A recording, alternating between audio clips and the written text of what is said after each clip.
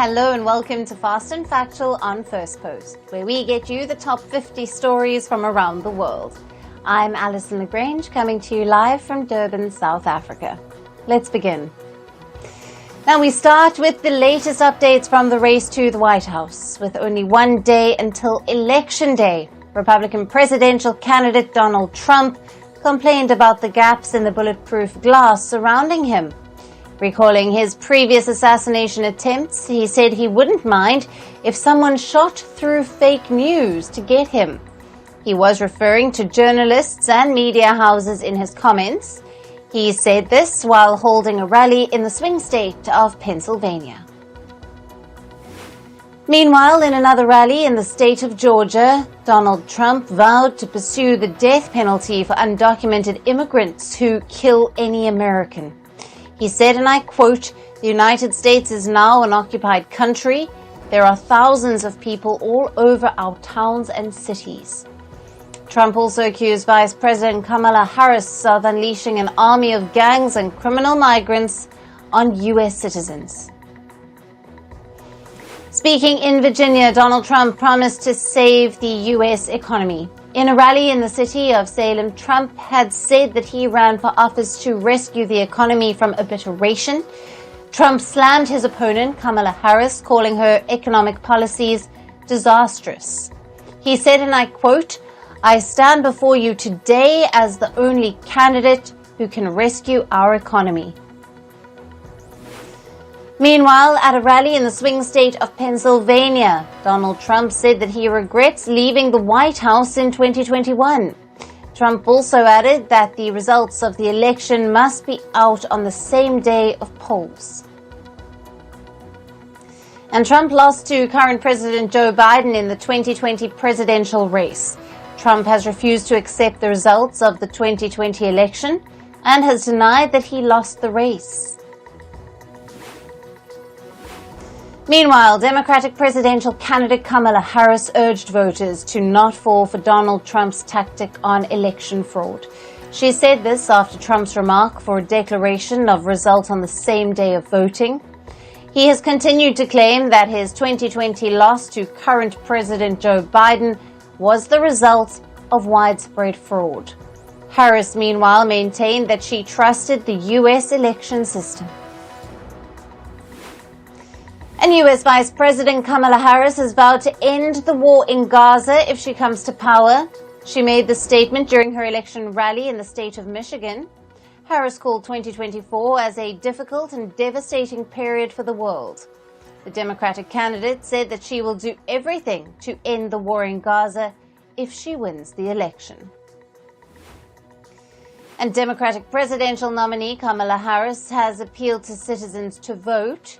She further added that they will fight together for the promise of America. U.S. Vice President called it a tough race, but she said she will definitely win. According to the University of Florida's election lab, over 76 million voters have already exercised their vote. A latest poll from the state of Iowa has shown Kamala Harris ahead of Donald Trump. The latest survey showed Harris leading Trump by 47% to 44%. This comes as a major surprise ahead of voting day, as Iowa is considered a deep red state. Trump won Iowa state by 8 percentage points in 2020 and 9 points in 2016. Former President Barack Obama was the last Democrat to win Iowa in 2008 and 2012. And former U.S. President Barack Obama joined Kamala Harris during a rally in Milwaukee, Wisconsin. Obama's pivotal appearance endorsing Harris took place during the last leg of campaigning, and he stressed the importance of the rally and called it a crossroads for the nation. Former president said, and I quote, "It's about who we are as a nation and who we want to be." And Democratic vice presidential candidate Tim Walz urged people to vote. He said this while holding a rally in Arizona, and Walz also hit out at Republican presidential candidate Donald Trump. He said the former president had earlier asked to be a dictator. Now, early voting in Florida came to an end on Sunday. Around 7.8 million voters in Florida cast their vote for the U.S. presidential election, which is nearly 56% of Florida's registered voters. Republicans have heavily dominated the early voting in the southern state. And U.S. Vice President Kamala Harris and the former President Donald Trump remain in a tight race ahead of the presidential polls.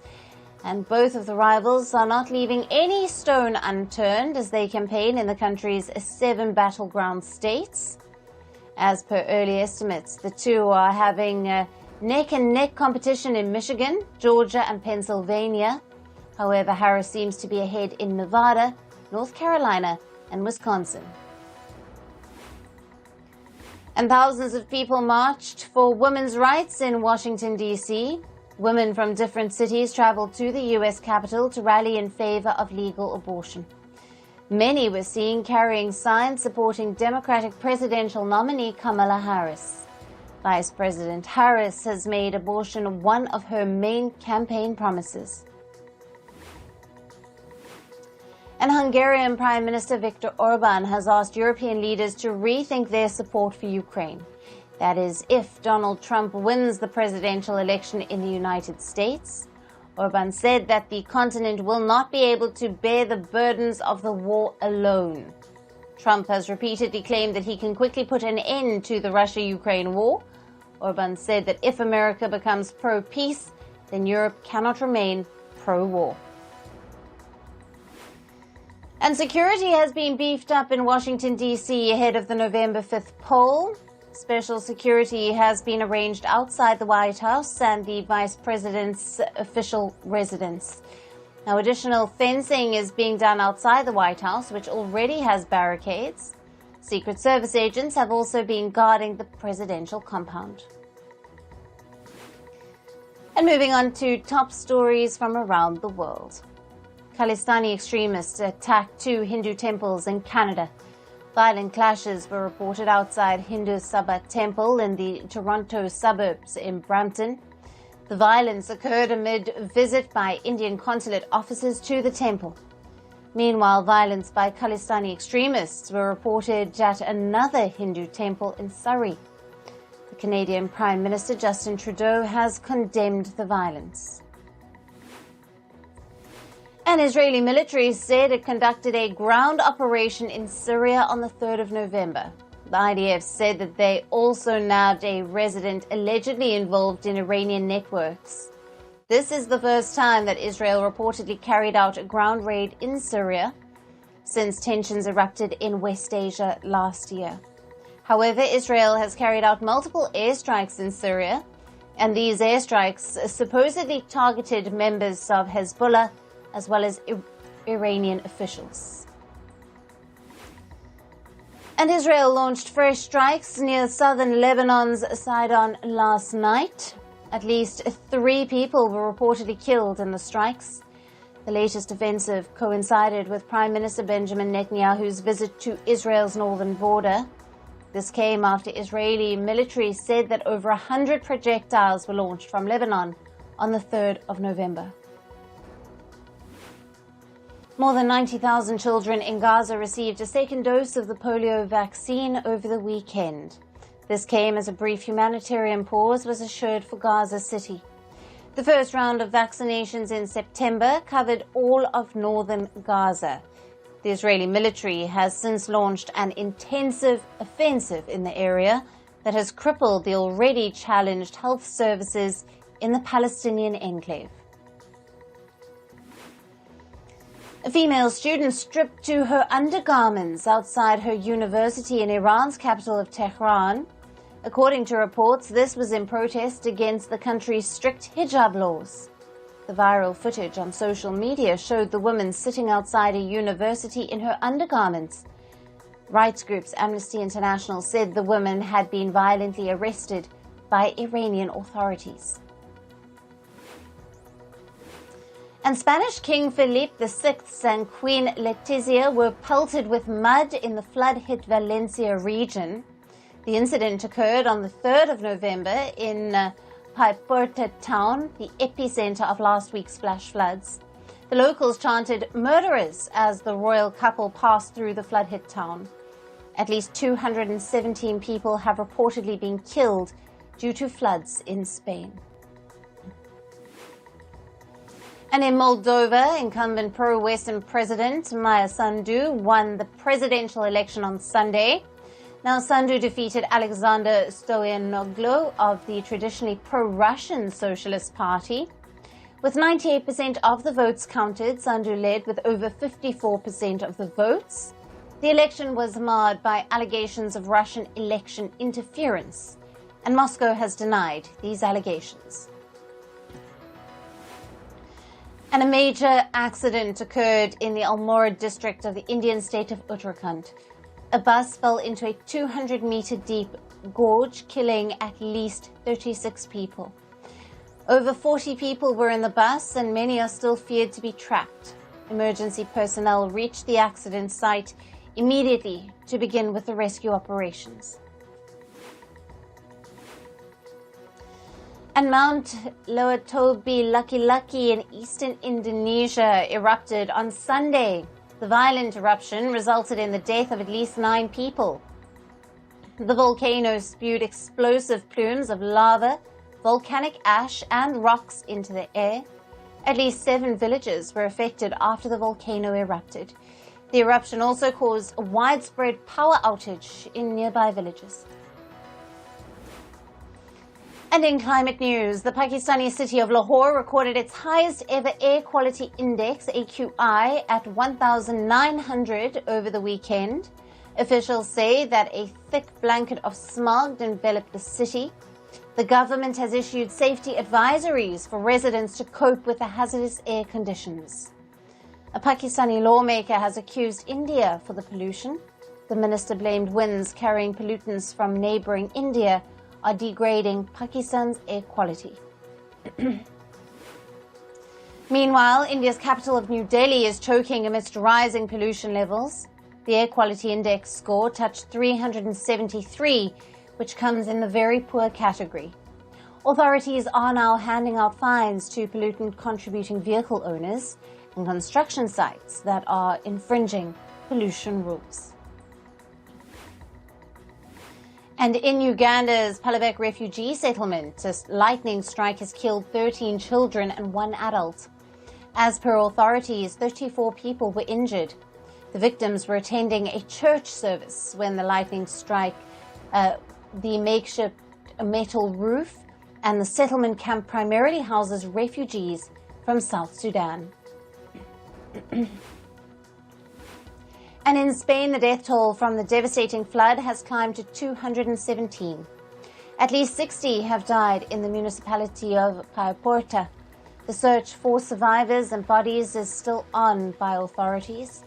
Spain has sent 10,000 more troops and police officers to the eastern Valencia region for help. Several cities and towns were left caked in mud and debris after the water levels receded. And several tornadoes hit the U.S. state of Oklahoma on Sunday. The tornadoes hit central Oklahoma and brought torrents of rain and strong winds with it. According to reports, the tornadoes were so severe that some homes were completely ripped apart. And the COP16 summit in Colombia ended abruptly over the weekend. This happened as the countries failed to agree on how to gather funds for biodiversity conservation. The summit was supposed to decide on how to gather $200 billion by 2030. It was aimed at financing activities like sustainable farming and patrolling wildlife reserves. And on to business and tech news now. The US dollar fell by about 1% against the Japanese yen today. This as market investors brace for the US elections. Investors are concerned about uncertainty over the election results. Analysts say that Trump's policies would push inflation, bond yields, and the dollar, while Harris is seen as the continuity candidate. Meanwhile, the U.S. Federal Reserve will make its monetary policy decision this week. The central bank is set to announce its interest rate decision on the 7th of November, 2 days after the presidential election. Analysts say the Federal Reserve may cut interest rates by 25 basis points.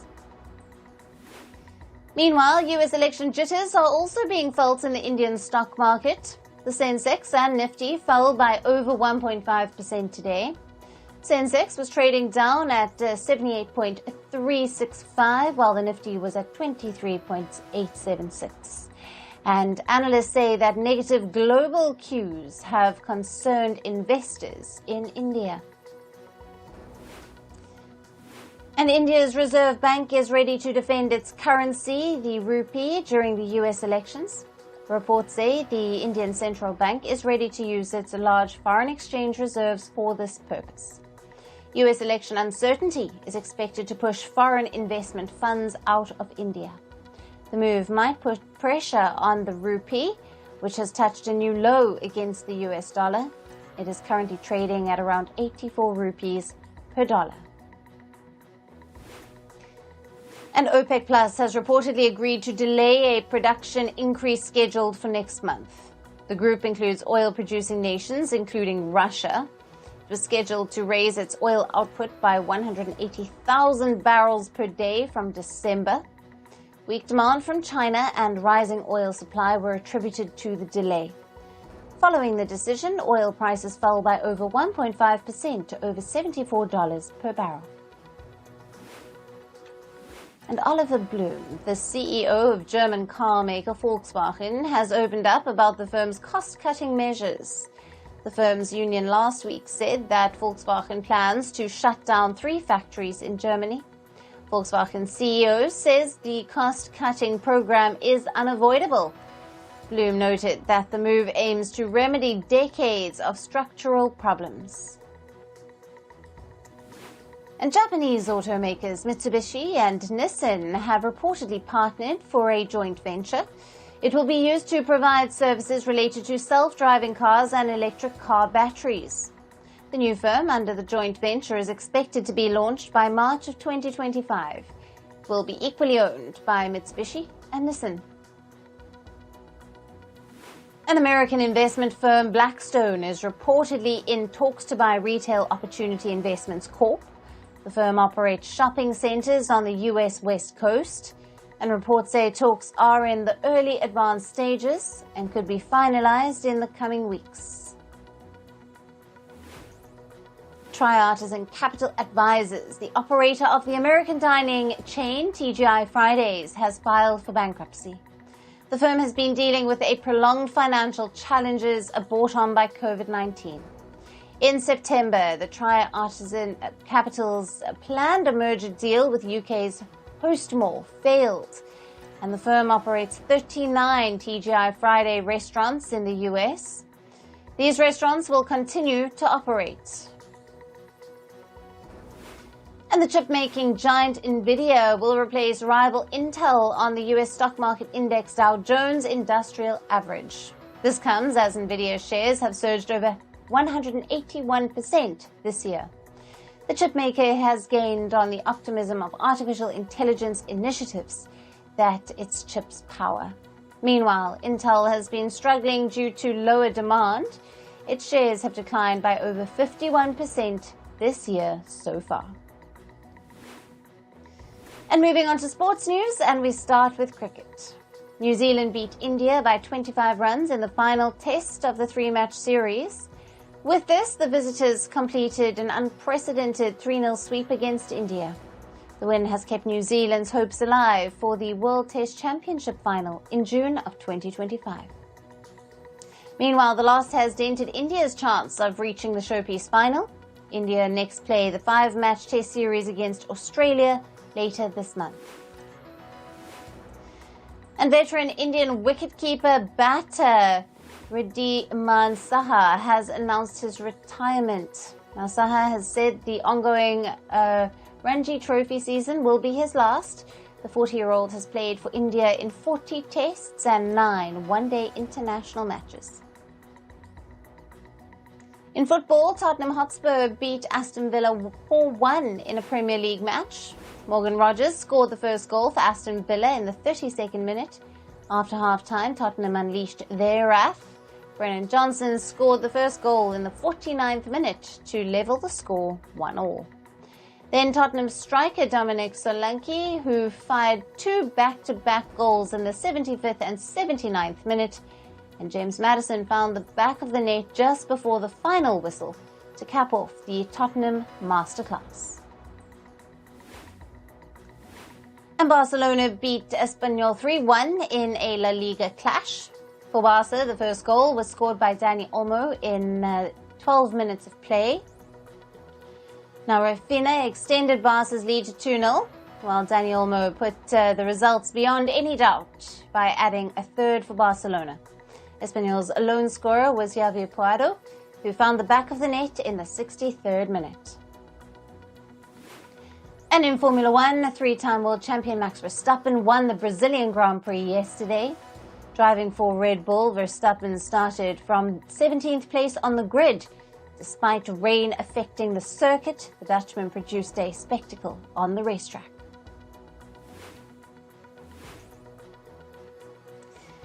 And in entertainment news, the U.S. Vice President and Democratic presidential candidate Kamala Harris made a surprise appearance on the Saturday Night Live show.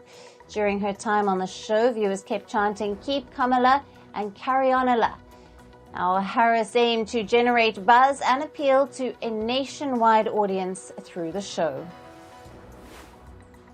And Lady Gaga will be making an appearance for Kamala Harris in Pennsylvania tomorrow. The singer posted a video on social media confirming the same. She will be accompanied by stars like Oprah Winfrey, Ricky Martin, and Adam Blackstone. Meanwhile, artists like Katy Perry, Andra Day, and Dean Ice will also perform at a Harris rally. The performances will happen under the Get Out the Vote events. And veteran American actor Harrison Ford has endorsed Kamala Harris via a video. He began his video endorsement by saying that this is something he never thought he would have done. Ford further added that during his presidency, all Donald Trump did was turn people against each other. Ford said that now the country needed a president who works for the people again. And American actor Chloe Grace Moretz endorsed Kamala Harris for U.S. president through her social media. The actor stated that she voted early for Harris and Tim Walz. She believes in the need for legal protections that protect the LGBTQ community, and Harris will provide that protection. And fans of Taylor Swift, who are also known as Swifties, began a fandom mail program for Kamala Harris in Pennsylvania. This program was launched to target low-propensity voters in the swing state. Over 250,000 mail ballots have reportedly been sent by potential voters. Taylor Swift endorsed Kamala Harris in September on social media. And with that, it's a wrap on this edition of Fast and Factual. Thank you for watching. Stay tuned to Firstpost.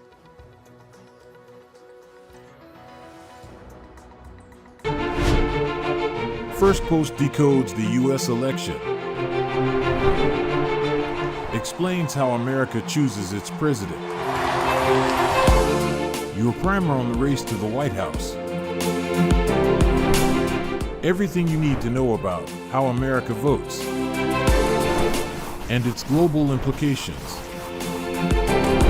U.S. Election Explained, every Monday and Thursday only on Firstpost.